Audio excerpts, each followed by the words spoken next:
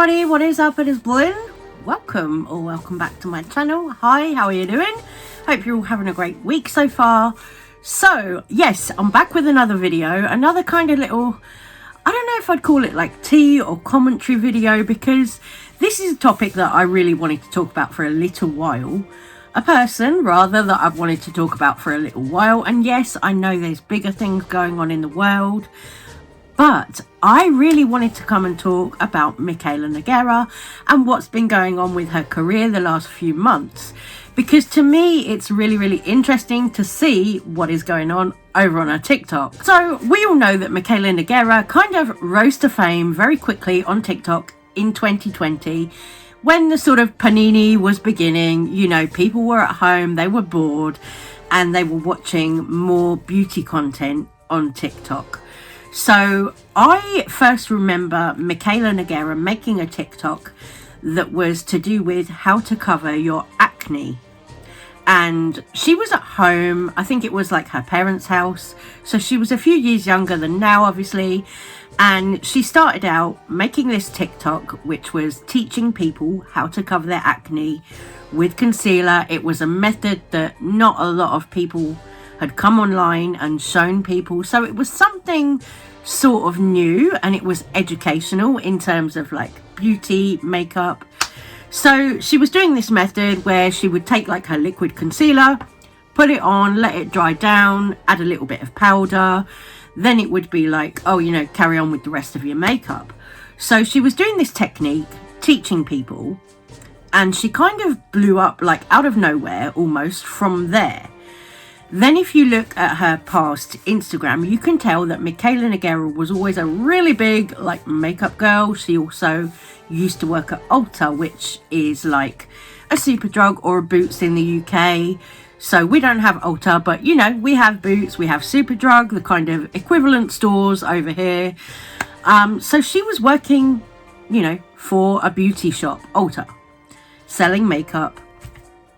And then with this kind of rise on TikTok that she's experienced, things are now starting to go very much the other way, in my opinion, where she's almost kind of fighting for her life on TikTok.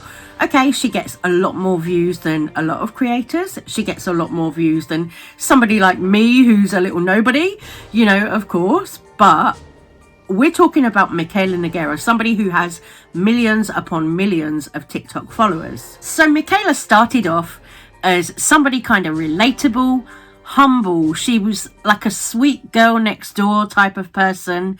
And then as she grew, as her TikTok account grew, it became more and more that every single post was a post about new makeup that had been gifted to her by XYZ brand, whatever, you know. And every post was, oh, you've got to buy this. This is amazing. You know, very like shouting, very, you've got to get this. This product is amazing. You need this now type of post. And then from there, she made the post that I talked about in my previous video the other day. The post that really got her noticed and got people trolling her for all the wrong kind of reasons, in my opinion. She did this review of the L'Oreal Telescopic Lift Mascara. The Telescopic Lift Mascara was L'Oreal's, at the time, brand new mascara, and MIKAYLA made a TikTok, added on a few Ardell Wispies to the mascara, but didn't tell her audience that she'd done that. So straight away, MIKAYLA was deceiving the audience in that TikTok. Now, we don't know if L'Oreal paid MIKAYLA to do that. It's likely they could have done, just to get people talking about L'Oreal, to get people talking about their new launch of that telescopic mascara. They could have done it. We don't know the conversations that happen behind the scenes in the beauty industry. It could have been a thing that happened. You know, I really wouldn't be surprised if L'Oreal had approached MIKAYLA because she was the newest rising star on TikTok and said, oh, hey, how about you make a TikTok, add on a few false lashes, cause a bit of drama, everyone's talking about our brand, and we'll pay you X amount as a lump sum. I really wouldn't be surprised if the conversation was something like that. So in doing that, in MIKAYLA deciding to deceive her audience and do this L'Oreal TikTok with this mascara, what she did was she showed that she's a completely untrustworthy makeup reviewer. So from there, people, I think, have started to see through the cracks with MIKAYLA and her content, and have decided that they don't really believe what she's saying anymore when it comes to makeup products. So I think now it's a lot harder for her to advertise makeup because people are just not having it. Because what happens, you know, Joe Blogs on the street goes out, buys that mascara that MIKAYLA recommended, uses it, looks in the mirror, and oh look, it doesn't do anything that MIKAYLA said it does. So, oh, well, that's weird. You know, oh, how come it's not what she said it is? You know, at this point, MIKAYLA's completely lost all credibility. So, in my mind, there's no kind of coming back from that. Once you've sold your soul to a brand for some money or whatever it was that MIKAYLA got out of that deal, once you've sold your soul and you're not credible anymore, yeah, people are going to go elsewhere. They're not going to, you know, continue to follow you and believe what you say because you've shown you're not credible. What I'll say, watching MIKAYLA's career kind of going how it is really reminds me of Jaclyn Hill. If you remember the old kind of beauty YouTube days, you'll be familiar with Jaclyn Hill and what happened with her and her career, the whole hairy lipstick scandal. Watching MIKAYLA now, MIKAYLA is very much following the same kind of path as Jaclyn, where her fans have realised that she's not credible, she's not trustworthy. So she's now trying to pivot, it seems, because MIKAYLA has recently made quite a few TikToks to do with kitchen things, cookbooks, things that are nothing to do with beauty or makeup, nothing to do with that world. So why would somebody who has a large following because of beauty, because of makeup, doing something that they're passionate about, suddenly diversify into doing kitchen equipment? It's because the brand have sent her those things to talk about. But when you go on her TikTok, she's making out like she's ordered this of her own accord. And, oh, look, yeah, I've decided I want to get into this now. Making out like it's a new hobby or something. But yet we all know, you know, we're not stupid. We all know that those products have been posted to her in exchange for a positive review. 26, and I definitely feel like I've entered a new era of my life where I just am obsessed with cooking and everything in the kitchen and health and everything like that. So I ordered a bunch of shit for my kitchen and to cook. So let me show you what I got. 3 huge, really heavy boxes. I kind of blacked out. Whatever this one is, it is extremely heavy. This is a utensil holder and it is stunning. It is extremely heavy and way bigger than I thought it was gonna be, but we'll see what I use it for. Always wanted one of these. I got this so I could put chunky sea salt in it that I can sprinkle on everything I cook. I absolutely love this. Cooking has become something that I look forward to every day. I appreciate how well they package everything, but it takes me 10 years to open things. This is really nice. This is a cookbook holder, and I got this because I also ordered a bunch of cookbooks, and I just want to use this when I am cooking with the cookbook. It even comes with this measurement converter that you can put on it. I believe this is a tray. I like this because it's on a swivel, and I can put like all my spices on it and my oil and everything, and it matches all the marble stuff. This ultimate chicken roast rub. Lastly, I got a bunch of cookbooks. Now, this one is Knife Drop. He's actually a Boston local, so I figured I'd support. This is creative recipes anyone can cook.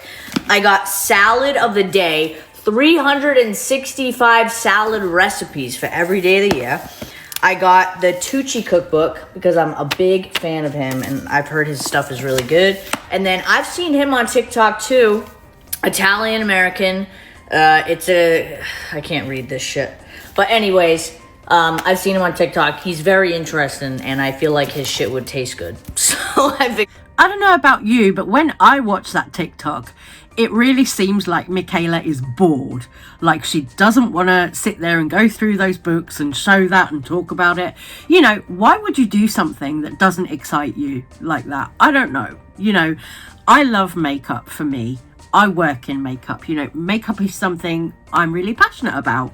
So when I look at MIKAYLA's content and I see her doing makeup, like the ones where she's actually trying to educate people with makeup, she's very good. She's so talented with makeup. She's excellent. But it's a shame that she just decided to do what she did, leading people to not believe her, because she's kind of just thrown it all away. Then, as well as the kind of diversifying her content into more cookery related stuff and Nespresso machines, as well as that, there was all the stuff that she did leading up to Christmas where I don't know what's going on, but she was saying that there was something going on. I don't know if that means something with her family or whatever, you know. If it's something personal, I don't feel like she should have to talk about it, you know. But she kept sort of alluding to this thing that she couldn't talk about, but she was really sad, really depressed, all of this. So it was kind of emotional manipulation of her followers, if you ask me. The way that she kept coming online and sort of sad fishing, saying like, oh yeah, I'm really depressed, but I can't tell any of you guys why.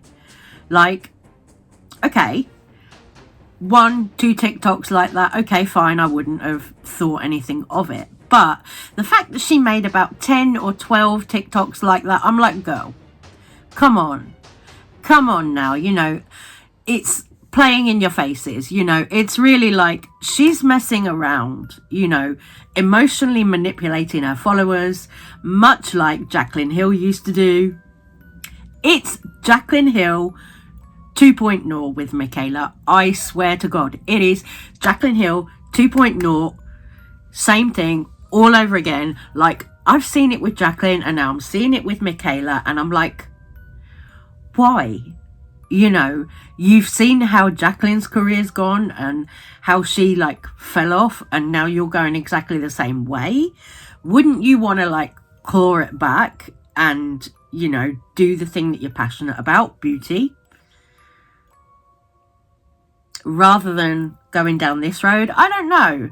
To me, that would make sense. But I think for MIKAYLA, she's probably gotten used to a certain amount of views and a certain wealth, a certain lifestyle, and I don't think she's at the point now where she can go back to just doing makeup and feeling good about that, because she probably feels like it's a bit of a come down.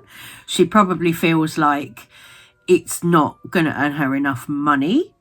But like, that's not the only reason to do something. You know, if you're a creative person and you're in the beauty world because you love it and because it's your creative outlet, then, you know, continue with it. Like, surely. I just really feel that she's going in completely the wrong direction.